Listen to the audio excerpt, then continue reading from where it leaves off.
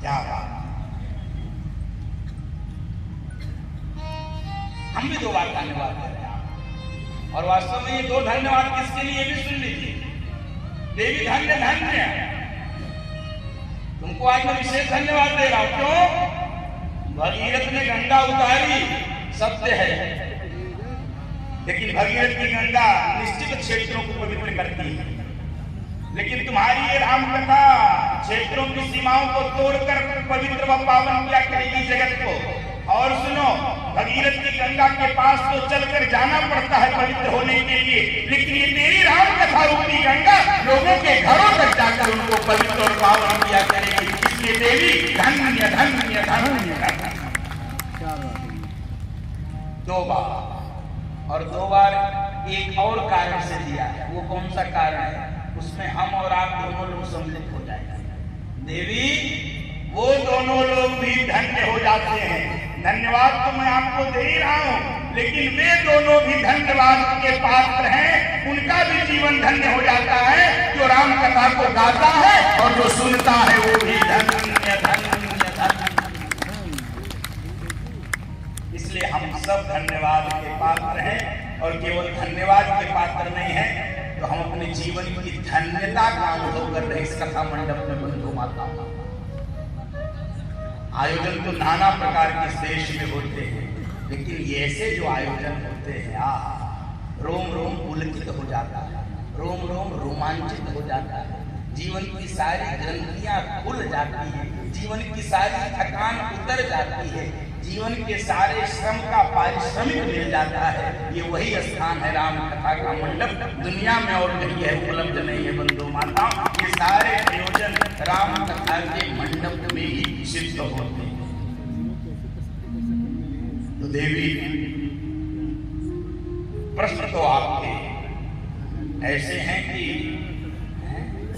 कोई सामान्य व्यक्ति पूछता तो समझ में आता। आप कह रहे हैं कि ये निर्गुण सगुण कैसे हो, निराकार साकार कैसे हो, अव्यक्त व्यक्ति कैसे हो, विराट सूक्ष्म कैसे है।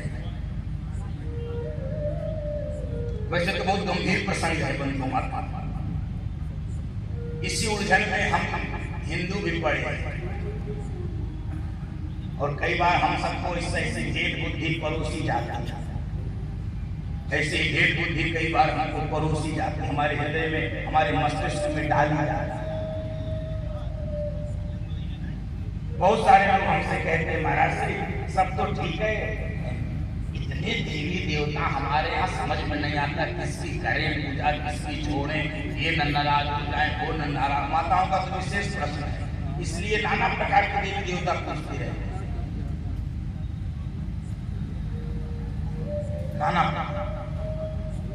कोई भ्रम मत रखिए, वो निर्गुण है कि सगुण है कि राम है कि कृष्ण है कि काली है कि दुर्गा है कि शंकर है कि हनुमान है, बहुत चक्कर में मत पड़िए।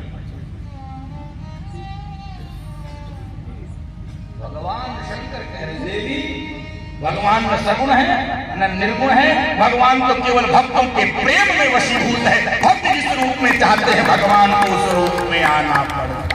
सगुण नहीं अगुण नहीं करोगे, सगुण नहीं अगुण नहीं करोगे। कामहि मुनि पुराण बुध वेदा, कामहि मुनि पुराण बुध वेदा।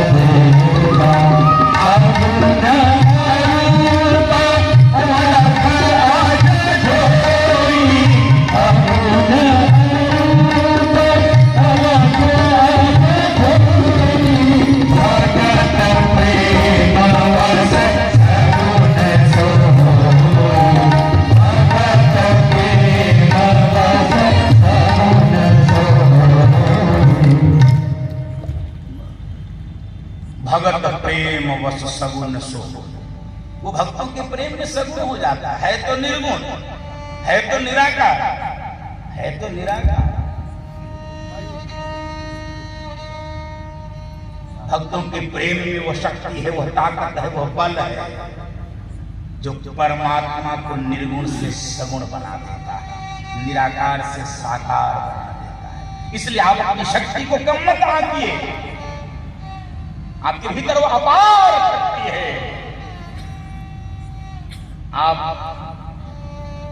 निर्गुण को सगुण कर देते हैं। साहित्य को लोग तो केवल वहीं तक पहुंचे थे कि पत्थर पिघल जाता है, ऊसर में भी दूब जगा देते हैं, उगा देते हैं। साहित्य के लोग तो यहीं तक पहुंचे, लेकिन भारत की भक्ति परंपरा है जो वहां तक पहुंच गई है कि वो निर्गुण को सगुण तक ला देती है। ये भारत की महान भक्ति की परंपरा है। प्रेम वह तत्व है जिस जो निर्गुण को सगुण कर देता है, निराकार को साकार बंद